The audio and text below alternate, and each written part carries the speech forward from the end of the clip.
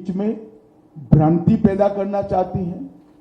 मैं ये बात स्पष्ट कर देना चाहता हूं कि Bharatiya Janata party ST, SC, OBC के आरक्षण की समर्थक है और हमेशा इसके संरक्षक के रूप में अपनी भूमिका निभाएगी। ये बात नरेंद्र मोदी जी ने भी कई बार सार्वजनिक भाषणों में स्पष्ट की। एसटी, एससी, ओबीसी के आरक्षण में किसी एक राजनीतिक दल ने अगर डाका डाला है तो वो कांग्रेस पार्टी ने डाला है। सबसे पहले उन्होंने संयुक्त आंध्र प्रदेश में मुसलमानों को रिजर्वेशन दिया। वो रिजर्वेशन के कारण ओबीसी का रिजर्वेशन कटा। उसके बाद में कर्नाटक में रातों रात कोई सर्वे के करे बगैर, पिछड़ापन तय करे बगैर सारे मुसलमानों को ओबीसी कैटेगरी में डालकर उनके लिए 4% का कोटा रिजर्व कर दिया। इससे भी पिछड़ा वर्ग का रिजर्वेशन कटा है।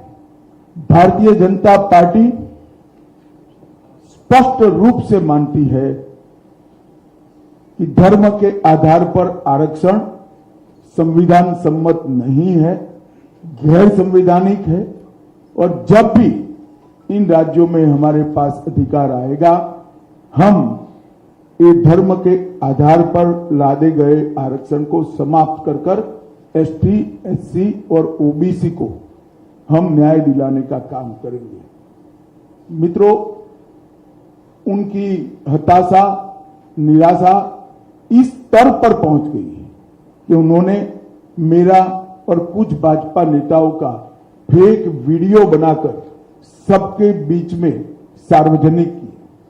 मुख्यमंत्री, प्रदेश अध्यक्ष, इस कक्षा के व्यक्तियों ने भी इस फेक वीडियो को फॉरवर्ड करने का काम किया। अब स्पष्ट हो चुका है। सौभाग्य से मैं जो बोला था उसका भी रिकॉर्डिंग हुआ था, तो वो रिकॉर्ड हमने सबके सामने रखा। दूध का दूध, पानी का पानी हो गया और आज कांग्रेस पार्टी के प्रमुख नेता क्रिमिनल ऑफेंस को फेस कर रहे हैं। ये जो कृत्य है वो उनकी हताशा और निराशा का द्योतक है। जब से राहुल गांधी कांग्रेस की कमान संभाले हैं, राजनीति का स्तर नीचे नीचे नीचे ले जाने का काम कर रहे हैं और ये इसका चरम, लोकसभा में चर्चा न हो देना, राज्यसभा में बहिष्कार करा देना, शोर शराबे करना और निराधार झूठ बोलकर प्रजा में भ्रांति फैलाने का काम लगातार उनके नेतृत्व में कांग्रेस पार्टी कर रही है।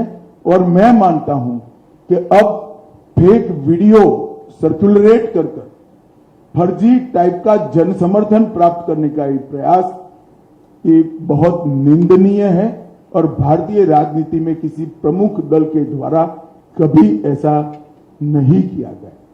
भाई और बहनों, मेरी आप सबसे करबद्ध निवेदन है, सत्य को जनता तक पहुंचाइए। जनता को गुमराह जो करना चाहते हैं उनको अपने सिद्धांतों के आधार पर, अपने कार्यक्रमों के आधार पर और अपने घोषणा पत्र के आधार पर चुनाव लड़ना चाहिए। फेक वीडियो सर्कुलेट कर नहीं, भारतीय जनता पार्टी के घोषणा पत्र को तोड़ मरोड़ कर जनता के बीच में झूठे तरीके से रखकर चुनाव नहीं लड़ना चाहिए। 1 मिनट के लिए ये वीडियो, दोनों ओरिजिनल वीडियो और फेक वीडियो मैं आप सबके सामने रखना चाहूंगा। उसके बाद में आपसे सवाल जवाब लेंगे। धन्यवाद। मैं यहां कहकर जाता हूं, भारतीय जनता पार्टी आवाज भाई। तो एक गैर संवैधानिक मुस्लिम रिजर्वेशन को हम समाप्त कर देंगे। भाई फिर से करना पड़ेगा, आवाज नहीं है। तेलंगाना के मैं यहां कहकर जाता हूं, भारतीय जनता पार्टी की सरकार बनेगी तो एक गैर बंद करो भाई, आवाज ठीक करो। पहले सवाल जवाब कर लेते हैं, बाद में वीडियो दिखाते हैं। वैसे आप सबने देखा हुआ ही है।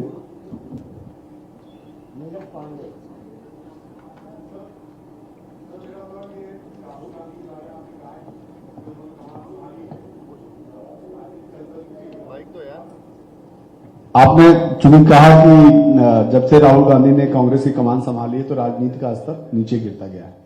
उनकी जो सीट थी राहुल गांधी की अमेठी, जहां से वो चुनाव लड़ते थे, और उनकी मां जहां से रायबरेली से चुनाव लड़ती थी, दोनों जगह से अभी तक उन्होंने कैंडिडेट भी नहीं दिए। और अब ये कहा जा रहा है, सूचना आ रही है कि दोनों लोग अब चुनाव भी नहीं लड़ेंगे दोनों सीट में, ना राहुल लड़ेंगे ना प्रियंका। इसे आप किस रूप में देखते हैं? देखिए, मुझे मालूम नहीं है मीडिया आज सुबह से दिखा रहा है वो सच है या नहीं है, लड़ेंगे या नहीं लड़ेंगे वो भी मुझे मालूम नहीं है। मगर मेरा मानना है कि इतना कंफ्यूजन रखना ही उनको आत्मविश्वास नहीं है वो दिखाता है। उत्तर प्रदेश में जिस प्रकार की आज स्थिति बनी है, वो अपनी परंपरागत सीटें छोड़कर भागे हैं। मैं नहीं मानता वो लड़ने की हिम्मत कर पाएंगे।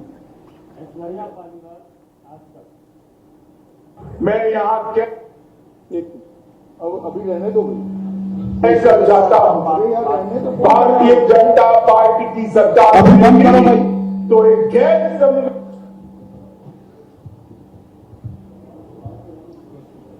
जी अमित जी, कांग्रेस ने कहा है कि वो मुस्लिम पर्सनल लॉ बोर्ड को रिस्टोर करेगी अपने मैनिफेस्टो में। देखिए, कांग्रेस पार्टी शुरुआत से अपीसमेंट की पॉलिटिक्स कर कर अपना बचा खुचा जनाधार संभालना चाहती है, बचाना चाहती है, समेटना चाहती है। पर्सनल लॉ हमारी संविधान सभा ने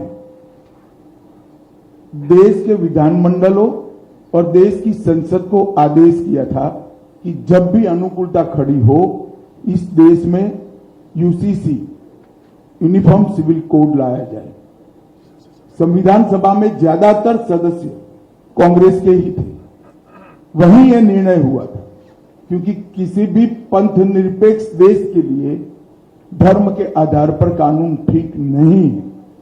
फिर भी आज ये जानते हुए भी संविधान के स्पिरिट से बिल्कुल उल्टा कांग्रेस ने अपने घोषणा पत्र में पर्सनल लॉ को लाने की बात करी है। भारतीय जनता पार्टी इसकी निंदा करती है। हमने हमारे घोषणा पत्र में कहा है कि हम ये प्रयास करेंगे कि पूरे देश भर में यूसीसी लागू किया जाए और हर धर्म के नागरिकों के लिए इस देश में एक ही कानून हो।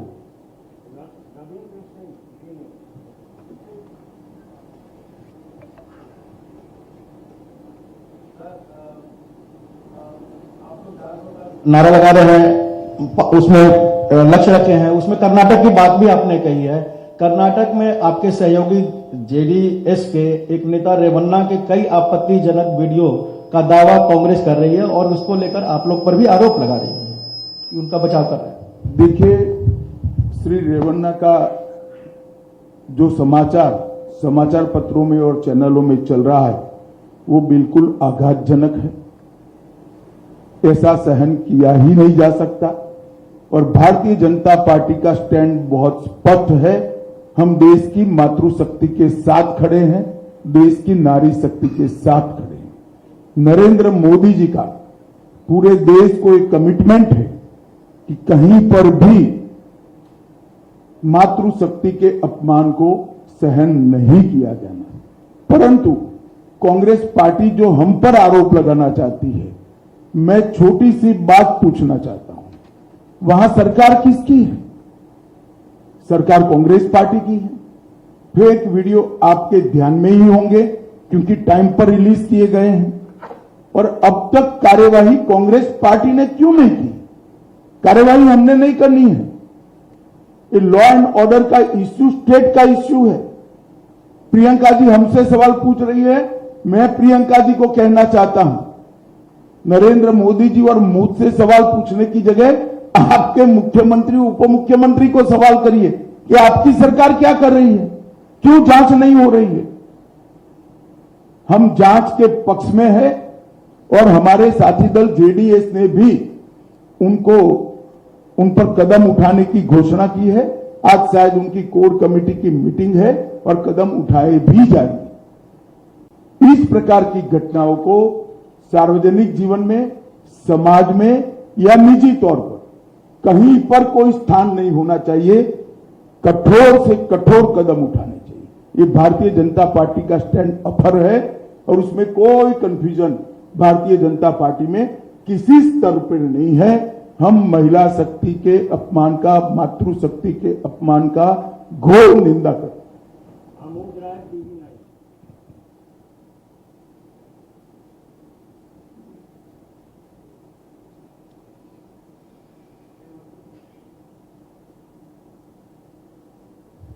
गृह मंत्री जी, एक कांग्रेस में खास जो सिविल कांग्रेस मैनिफेस्टो में एक बात उठाई गई है कि जो सिविल कॉन्ट्रैक्ट्स है उसमें भी मुस्लिमों को के लिए स्थान दिया जाएगा, प्रायोरिटी दी जाएगी। इसको लेकर क्या कहेंगे? देखिए, मुझे लगता है कि कांग्रेस पार्टी जीतने के डेस्परेशन के अंदर सामान्य विवेक भी खो चुकी है। जो कॉन्ट्रैक्ट वो तो कौन फर्स्ट लोएस्ट है, सेकंड लोएस्ट है, इसके आधार पर तय करना चाहिए। किसका काम करने का अनुभव है, नहीं है, इसके आधार पर तय करना चाहिए। पास्ट में कैसा काम किया है, इसके आधार पर तय करना चाहिए। अब कॉन्ट्रैक्ट में भी अगर एक धर्म को दाखिल करना चाहते हैं तो मैं कांग्रेस पार्टी को पूछना चाहता हूं कि कांग्रेस के अध्यक्ष के बारे में भी आपकी कोई रिजर्वेशन की, माइनॉरिटी की योजना हो तो उसके घोषित कर दीजिए। इतना ही बचा है अब।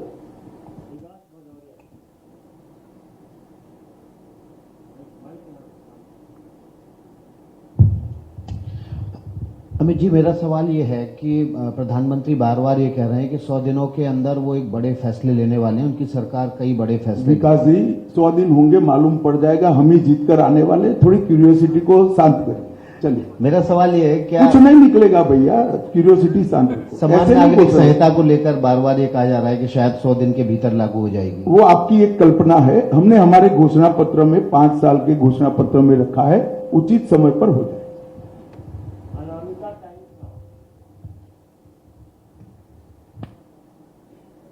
राहुल गांधी बोल रहे हैं कि एक्सरे की बात चल रहा है देश में, जिससे दूध का दूध और पानी का पानी हो जाएगा। इसमें क्या विचार है आपकी? देखिए, राहुल जी कुछ भी बोल सकते हैं, कुछ भी कर सकते हैं।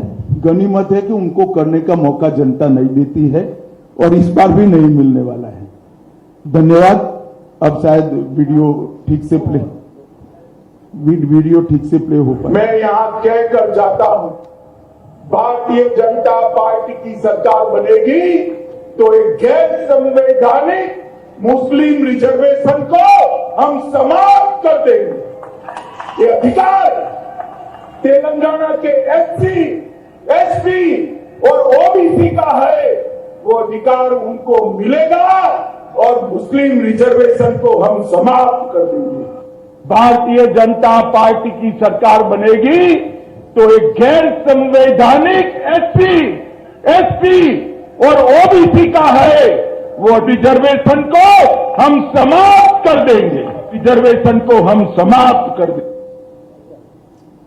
तो दोनों वीडियो आपके सामने है।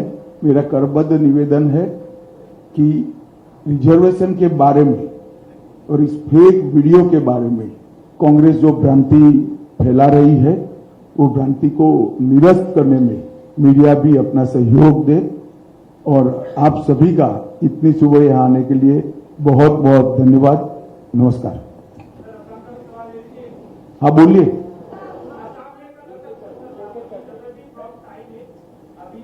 फ्रॉम टाइम है सर। असम में चुनाव अभी 2 चरण का खत्म हुआ है, तीसरे चरण चलेगा।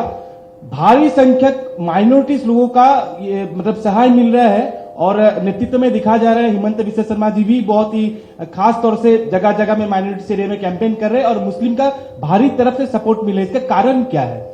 देखिए, हम कभी वोटर को माइनॉरिटी मेजोरिटी की दृष्टि से नहीं देखते। हर व्यक्ति भारत का नागरिक है, उसको इसी तरह से ट्रीट करना चाहिए।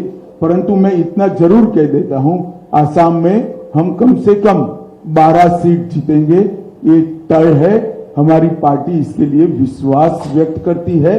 कम से कम 12 से आगे भी जा सकते। सर, असम की कई कंस्टिट्यूएंसी में आपने भी प्रसार में भाग लिया, कैसा देख रहे हैं आपके हिसाब से? बहुत अच्छा एटमॉस्फेयर है यहाँ। जो शांति मोदी जी प्रधानमंत्री बनने के बाद प्रस्तापित हुई है, जो विकास का वातावरण मिल रहा है, सेमीकंडक्टर के इन्वेस्टमेंट को यहां आने से यहाँ के यूथ में काफी उत्साह है। हेमंत विश्व शर्मा जी ने पूरे आसाम में मोदी जी की सारी योजनाओं को नीचे तक पहुंचाया है। ढेर सारे भूमि कब्जा के केसों को रिजॉल्व किया है और आज आसाम की जनता इसके कारण पूरी तरह भारतीय जनता पार्टी के साथ है और आसाम में हम गत समय की हमारी सीटों में भी बढ़ोतरी करेंगे। हम कम से कम 12 सीट जीतेंगे, 12 से आगे भी जा सकते हैं। अमित भाई, आप लगातार प्रचार में जा रहे हैं और आपकी पार्टी लगातार कह रही कि कांग्रेस है, अपीसमेंट करे, आपने उसके मैनिफेस्टो को भी जिक्र किया, पर विपक्ष के कई नेताओं का यह कहना है कि आप भी तो राम के नाम पे वोट मांग रहे हैं। हमने राम पे नाम पर कभी वोट नहीं मांगा। हमने हमारे समय में राम मंदिर बना वो बता रहे हैं और उन्होंने प्राण प्रतिष्ठा के कार्यक्रम का बहिष्कार किया माइनॉरिटी वोट के डर से, वो बता रहे हैं। वोट देने का काम जनता को करना है। हमारे घोषणा पत्र में राम मंदिर बनना चाहिए और भारतीय जनता पार्टी कानूनी तरीके से राम मंदिर बनाएगी। वो 89 से यहाँ पर आप गृह मंत्री अमित शाह को सुन रहे थे, मीडिया से मुखातिब हो रहे थे। एक बार फिर उन्होंने इस बात को दोहराया कि बीजेपी SC, ST, OBC का आरक्षण खत्म नहीं करेगी और साथ ही उन्होंने यहाँ पर अपने एक फेक वीडियो को भी दिखाया, ओरिजिनल और फेक वीडियो, कि किस तरह से उनका फेक वीडियो फॉरवर्ड किया जा रहा है और कांग्रेस के नेता क्रिमिनल ऑफेंस फेस करेंगे।